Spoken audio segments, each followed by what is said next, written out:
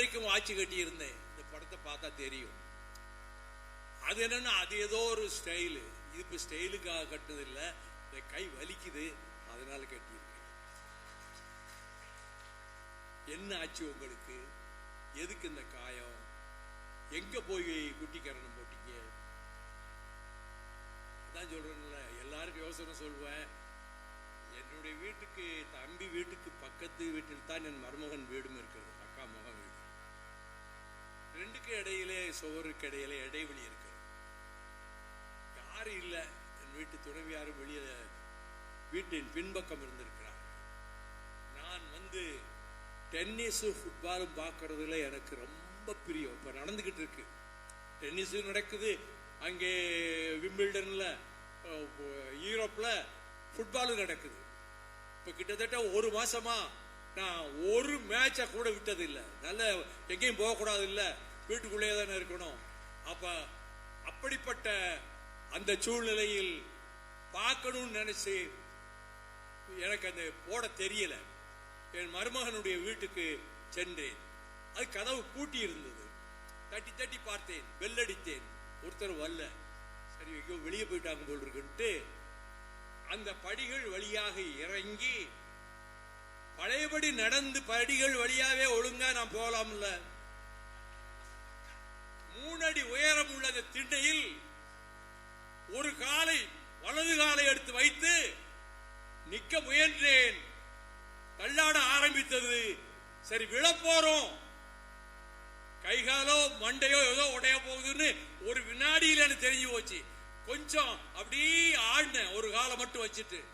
அப்படியே ஒத்தன்று இடது பக்கமாக விழுந்தேன். இடது பக்கமாக விழுந்ததில் இந்த கையை தூக்க முடியவில்லை. இந்த கையை தூக்கினால் இது ஏதோ ஒரு பேப்பரை தூக்குற மாதிரி இருக்கு, என்னுடைய கையாக தெரியவில்லை.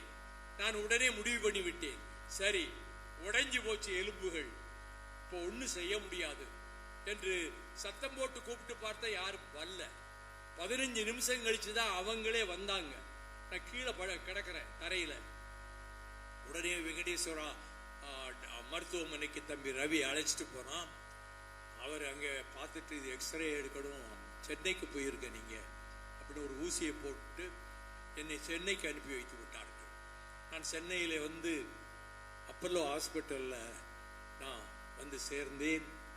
அங்கே சங்கர், திருமலா சங்கர், அதான் chief of the orthopaedic department, அவர் உடனே எக்ஸ்ரே எடுத்தாங்க. இந்த தோள்பட்டை 4 உடைஞ்சிருக்கு. இந்த கிண்ணம் 4 உடைஞ்சதுல சில சிதில்களும் சேர்ந்து உடைஞ்சிருக்கு.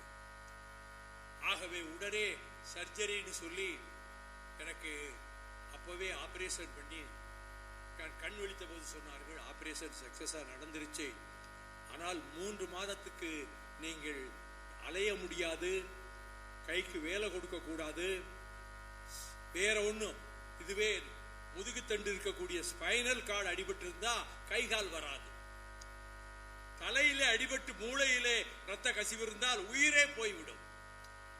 ஆகவே கீழே விழுந்தவர் மரணம் என்று வருகிறதே சில இடங்கள்ல, என்ன காரணம்? அது மாதிரி ஆகி அது கையை பயன்படுத்த முடியாம போயிருக்கும். நான் இடது பக்கம் விழுந்ததுனாலே எனக்கு வேறு பிரச்சனை இல்லை. இல்லாவிட்டால் தலை அடிபட்டிருக்கும், முதுகு தண்டு அடிபட்டிருக்கும், அதிலெல்லாம் நான் தப்பித்து விட்டேன். எத்தனையோ சம்பவங்களிலே என் உயிருக்கு ஆபத்து நேர்ந்து அதிலிருந்து தப்பி வந்தவன் நான். செய்திகளை உடனுக்குடன் தெரிந்து கொள்ள உடனே சப்ஸ்கிரைப் பண்ணுங்க.